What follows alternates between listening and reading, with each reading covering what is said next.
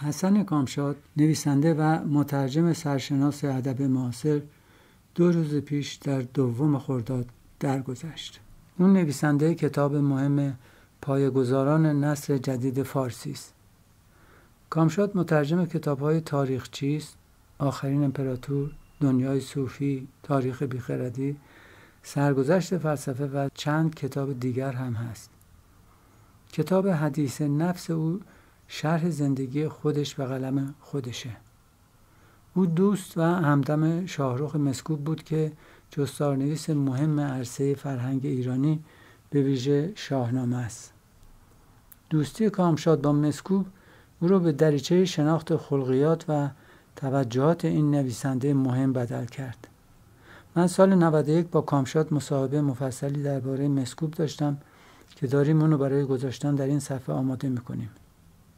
تا اون مصاحبه آماده شه، یک قسمت اونو در این صفحه به اشتراک میذارم.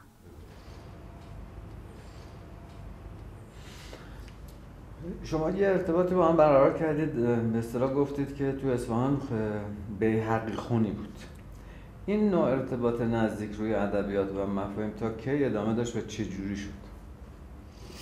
همه عمر ادامه داشت.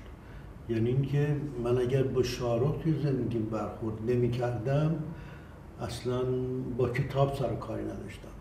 من خونه خودمون که بزرگ شدم، یک قرآن مجید فقط توی اون خونه بود و شاید یک کتاب دعا. هیچ گونه خانواده من، پدر مادرم فلان، با کتاب سر و کاری نداشتم.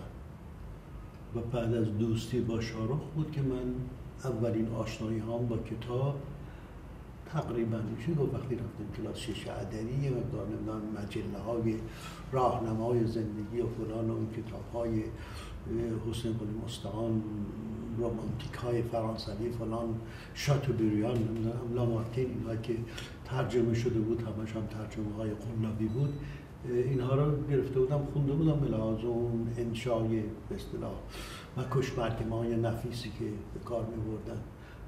ولی واقعا با کتاب به معنای واقعی کلمه و به خصوص با ادبیات کهن ایران هیچ گونه علاقه آشنایی نداشتم و این شاهرخ بود که منو وارد این رشته کرد و میتونم بگم تا روزهای آخر عمرش هم باز این ارتباط ادامه داشت. یعنی وقتی که شاهرخ فوت کرد و من از تهران رفتم پاریس، توی دفترش آخرین کتابی که من ترجمه کرده بودم و فرستاده بودم اون یه بازبینی بکنه به خونه روی میزش بود. به تعبیر دیگه هیچ گونه کتابی من در تمام این مدت فلان ترجمه نکردم یا ننوشتم یا قلمی نکردم که شاهرخ ندیده باشه و یه ویراستاری نکرده باشه.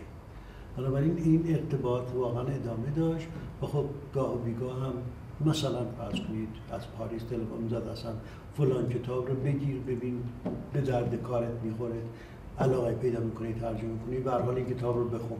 یعنی از راه دور مراقب من بود خلاصه و ارتباط ادامه.